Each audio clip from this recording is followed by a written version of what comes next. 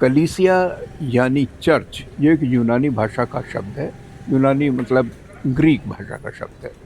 और नया नियम जो है, जिसे न्यू टेस्टामेंट कहते हैं, जो बाइबल का है, इसमें कलीसिया के बारे में बहुत कुछ सीखने को मिलता है। ये जो वीडियो है, ये चर्च ऑफ क्राइस्ट यानी मसीह की कलीसिया दिल्ली के चितरंजन पार्क में स्थित है और ये 1969 यानी कि 1969 से लगातार यहाँ पर मिल रही है। आइए जानते हैं चर्च ऑफ क्राइस्ट यानी कि मसीह की कलीसिया के बारे में थोड़ा तफसील से। आज मैं आपको मसीह की कलीसिया के बारे में बताना चाहता हूं। देखिए, कलीसिया शब्द जो है, इसको हम अपनी बाइबल में, हिंदी की बाइबल में और उर्दू की बाइबल में पढ़ते हैं। मत्ती के 16 अध्याय उसकी 18वीं आयत के अंदर हम पढ़ते हैं, प्रभु यीशु मसीह ने कहा था कि मैं इस चट्टान पर अपनी कलीसिया बनाऊंगा। अब कलीसिया शब्द ये कहां से आया? कलीसिया शब्द जो है, ये यूनानी भाषा के शब्द से आया। यूनानी में इसको एक्लीसिया बोलते हैं। बाद में इसको चर्च करके अंग्रेजी में इसका अनुवाद हो गया, जो कि वास्तव में चर्च जो है, ये शब्द हिंदी की बाइबल में नहीं है, उर्दू की बाइबल में नहीं है। ये शब्द जो है, इससे ये फर्क पड़ गया कि लोग सोचते हैं चर्च जो है कोई एक ऐसी जगह है जो मिलने की जगह है, जहां लोग जाते हैं, एक भवन है, एक जगह है। लेकिन वास्तव में कलीसिया जो शब्द है, जैसे कि हम पढ़ते हैं बाइबल में, मत्ती के 16 अध्याय उसकी 18वीं आयत में लिखा, यीशु ने कहा कि मैं अपनी कलीसिया बनाऊंगा। इसका मतलब क्या है? इससे मतलब यह है कि उन्होंने कहा था मैं अपनी एक जमायत बनाऊंगा, अपनी एक मंडली बनाऊंगा, अपने लोगों की एक मंडली बनाऊंगा जो मेरे लोग होंगे। सो कलीसिया शब्द का अर्थ ये नहीं है कि कोई घर है, कोई मंदिर की तरह है, या कोई भवन है, या कोई कैथीड्रल है। ये लोग सोचते हैं ऐसे कि कलीसिया में जा रहे हैं, हम चर्च में जा रहे हैं। चर्च में जाते नहीं। बाइबल का मतलब यह है, बाइबल ये कहती है कि कलीसिया इकट्ठी होती है। जैसे कि आप पढ़ेंगे बाइबल के अंदर प्रेरितों के काम उसके 20 अध्याय उसकी 7वीं आयत के अंदर, वहां लिखा है कि कलीसिया इकट्ठी हुई, अनुयायी यीशु मसीह के इकट्ठे हुए, वो लिखा प्रभु भोज लेने के लिए। तो मसीह की कलीसिया जो है वो एक लोगों की जमायत है। अब ये इसकी शुरुआत कैसे हुई? यीशु ने कहा मैं अपनी कलीसिया बनाऊंगा। फिर उन्होंने कहा कि, फिर हम पढ़ते हैं कि प्रेरितों के काम उसके 2 अध्याय के अंदर, जब सबसे पहली बार प्रभु यीशु मसीह के सुसमाचार का प्रचार किया गया, जैसे कि यीशु ने अपने चेलों को बोला था, सारे जगत में जाकर मेरे सुसमाचार का प्रचार करो, मरकुस के 16 अध्याय की 15 आयत के अंदर। और उन्होंने कहा था जो विश्वास करेंगे और बपतिस्मा लेगा उनका उद्धार होगा। और प्रेरितों के 2 अध्याय में हम पढ़ते हैं, जब पहले दिन इस सुसमाचार का, मसीह के सुसमाचार का प्रचार किया गया, तो बहुत सारे लोगों ने, प्रेरितों के 2 अध्याय उसकी 37 आयत में लिखा है कि लोगों ने पूछा कि अब हम क्या करें। उन्होंने यीशु मसीह के सुसमाचार को सुन लिया, अब वो चाहते थे कि अब हम क्या करें।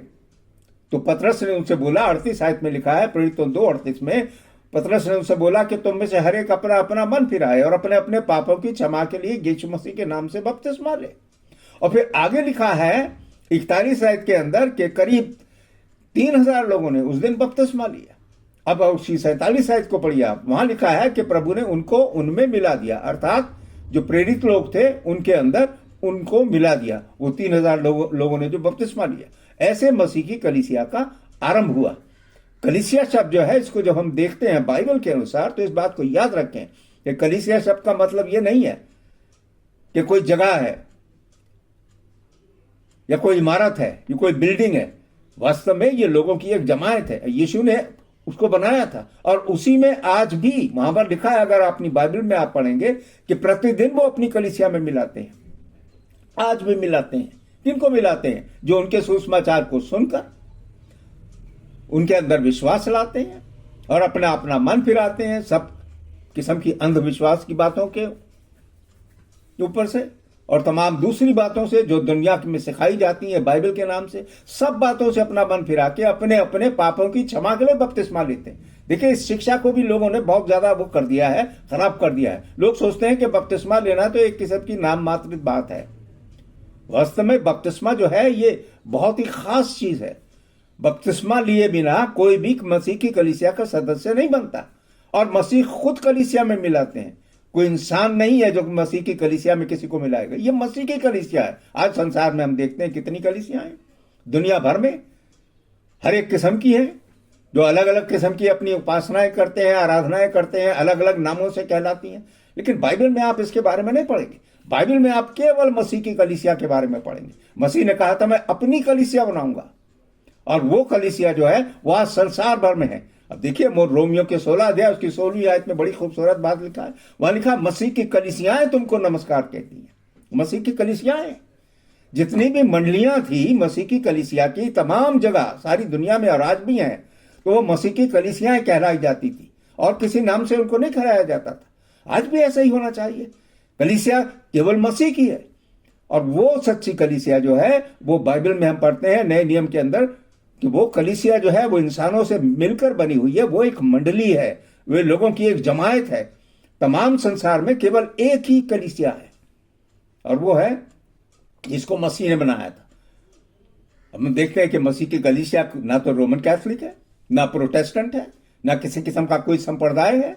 मसीह की कलीसिया जो है वो मसीह की कलीसिया है, लोगों की एक देह है। बड़ी खूबसूरत आयत है, पहला इफिसियों की किताब उसके पहले अध्याय की आप 22 और 23 आयत में पढ़िए। लिखा है कि कलीसिया मसीह की देह है।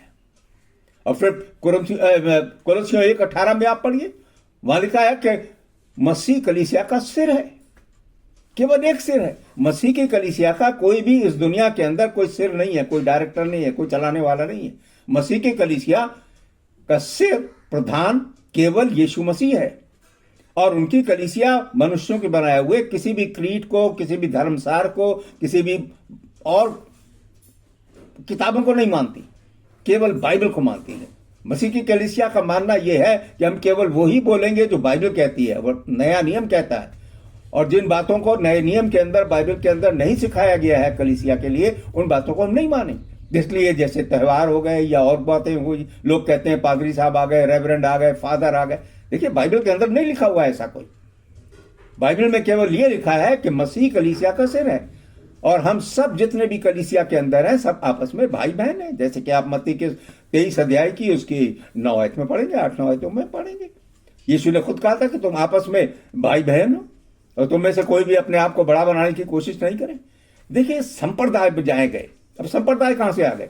पहला संप्रदाय था रोमन कैथोलिक चर्च, वो करीब 4वीं सदी में बनी, और उसके बाद 1517 के अंदर जब कलीसिया में सुधार हुआ, रोमन कैथोलिक की कलीसिया को सुधार करने के लिए मार्टिन लूथर ने कहा कि हम ऐसा करेंगे, तो कुछ लोगों ने साथ में मार्टिन लूथर के मिलके उन्होंने लोगों में प्रचार करना शुरू किया। तब से डिनोमिनेशन आ गए।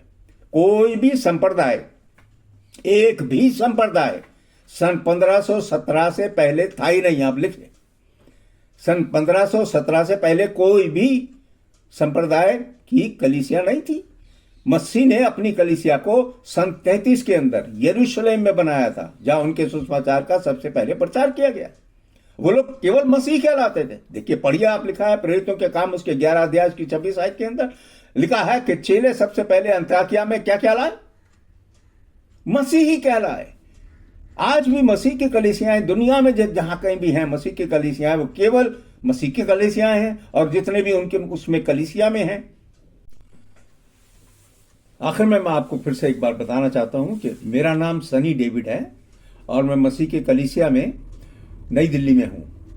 वैसे मसीह की कलीसियाएं सारे भारत में भी हैं और सारी दुनिया में हैं, लेकिन हम लोग जो मसीह की कलीसिया दिल्ली में है, वो चितरंजन पार्क एक जगह है जहां पर हम मिलते हैं।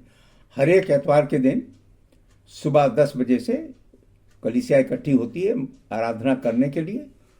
ये मार्केट नंबर 4 के पास है ये जगह, चितरंजन पार्क में, नई दिल्ली 110019। मैं आपको ये भी बताना चाहता हूं कि अगर इन बातों के बारे में कोई आपके पास सवाल है, कि आप कुछ जानना चाहते हैं, तो मेरा फ़ोन नंबर आप नोट कर लें, 9810896789। आप मुझे फ़ोन कर सकते हैं कभी भी।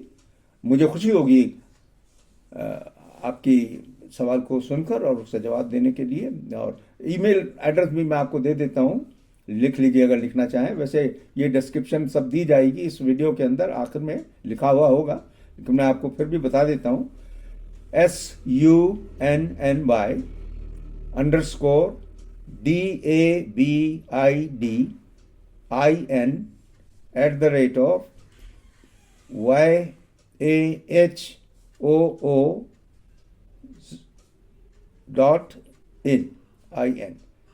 Sunny_David_in@yahoo.in। मेरी आशा है कि आप इन बातों को अच्छी तरीके से सुनेंगे और इसको समझेंगे, और कोई सवाल होगा जैसे मैंने कहा तो आप मुझे कांटेक्ट कर सकते हैं। बहुत बहुत शुक्रिया। Life does not consist in the abundance of life, abundance of the things it possesses. आज हम उस जीवन की बात करेंगे जो जीवन वास्तविक जीवन है। देखिए, ये जीवन जो है, जो बाहरी जीवन है, ये कभी भी समाप्त हो जाएगा। The life, this life, physical life, it ends any time. We don't know when. अब बात यह है कि हमको जो जीवन की तैयारी करनी चाहिए, जिसके जीवन के बारे में हमको सोचना चाहिए दिनों रात और हमेशा, वो जीवन है जो इसके बाद शुरू होता है। सो सवाल यहां पर यह है, यहां पर ये लिखा गया, आफ्टर डेथ व्हाट? मृत्यु के बाद क्या होगा? कि हम खो जाते हैं संसार के अंदर, ये नहीं सोचते कि इसके बाद क्या होगा। वो जीवन है जो हमेशा का जीवन है, अनंत जीवन है। जब मनुष्य को परमेश्वर ने आरंभ में बनाया था, तो मनुष्य को परमेश्वर ने अपने स्वभाव में बनाया था। आत्मिक प्राणी है, हम आत्मिक प्राणी हैं। We are eternal being, we are spiritual being. We will never end, we will live forever. But this life, the physical life, it can end any time. Sickness, accident, old age, anything. But the life after death, we'll hardly think about it. वो लोग हैं जो बड़े हैं, और जब वो बड़े हो जाते हैं तो पाप करके जब तक वो छोटे बच्चे हैं, इनोसेंट हैं, तब तक वो यहाँ है इस दुनिया में रहते हुए। लेकिन हरेक मनुष्य पाप करके वो पापी बन जाता है और परमेश्वर से अलग हो जाता है। तो इस दुनिया के अंदर दो तरीके से लोग रहते हैं। ऐसी जगह में तमाम लोग जाते हैं, ऐसी जगह जिसको देखा नहीं जा सकता, हम अपनी आंखों से नहीं देख सकते, लेकिन सब लोग हेडिस में जाते हैं। मृत्यु के बाद सब लोग कहां जाएंगे? हेडिस में जाएंगे।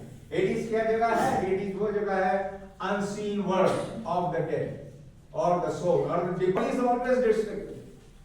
लेकिन आत्मा का क्या होता है? आत्मा एक वो चीज है जो परमेश्वर ने मनुष्य को दी। जैसे हम बाइबल में पढ़ते हैं, उत्पत्ति की पुस्तक उसके 2 अध्याय की 7 आयत के अंदर, Genesis chapter 2 verse number 7, God breathed into the nostrils of Adam the breath of life. उसने, परमेश्वर ने आदम के नथनों में जीवन का श्वास को दिया। अभी उठेंगे, यही बात बाइबल में लिखी हुई है, यूहन्ना 5:28-29। यीशु ने कहा था, इससे काम मत करो। देखिए, बहुत सी चीजें ऐसी हैं जिनको हमें समझने की जरूरत है कि परमेश्वर, जिस परमेश्वर में हम विश्वास करते हैं, बाइबल का परमेश्वर, वो परमेश्वर है जो सामर्थी परमेश्वर है। उनसे सब कुछ संभव है। With God everything is possible. Yeshu का क्रूस, वो सलीब, वो कलवरी, जहां पे यीशु ने हम सब के लिए अपने आप को कुर्बान कर दिया, निछावर कर दिया। प्रभु भोज के द्वारा हम यीशु की मृत्यु को याद करते हैं, परमेश्वर को धन्यवाद देते हैं कि उसने अपना एक लौता पुत्र हमारे लिए क्रूस पे कुर्बान कर दिया। ये शायद की पुस्तक उसका 53 अध्याय। Brother Roberts for the bread, रोटी के लिए इस वक्त हम सब धन्यवाद। आइए हम सब प्रार्थना करें। Shall we all go to our Father in prayer? परमेश्वर का हम धन्यवाद देते हैं आज के दिन के लिए। We thank you, Lord, for this day. फिर से ये सौभाग्य हमें मिला कि हम इस प्रभु भोज को ले सकते हैं। That you have given us this opportunity again, that we can gather around this table and partake in the Lord's Supper. ये वो देह है परमेश्वर की कि परमेश्वर के इकलौते पुत्र प्रभु यीशु मसीह की, जो हमारे पापों के लिए उसने दुखों को सहा उस कलवरी क्रूस के ऊपर। We know, Father, that how Jesus sacrificed his body on the cross for our sins.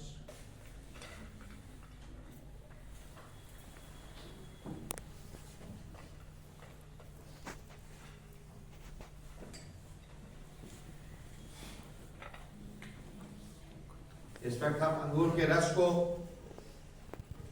इसके लिए धन्यवाद देंगे, और यह अंगूर का रस हमें याद दिलाएगा यीशु के बेशकीमती लहू के बारे में, जो कि हमारे पापों के लिए क्रूस पे बहाया गया। Let us all give thanks for this grape juice, इस अंगूर के रस के लिए धन्यवाद दें। Our gracious Father in heaven, we once again offer our thanks to you for everything which you have done for us. And most of all, we thank you for sending your Son Jesus to die on the cross for us.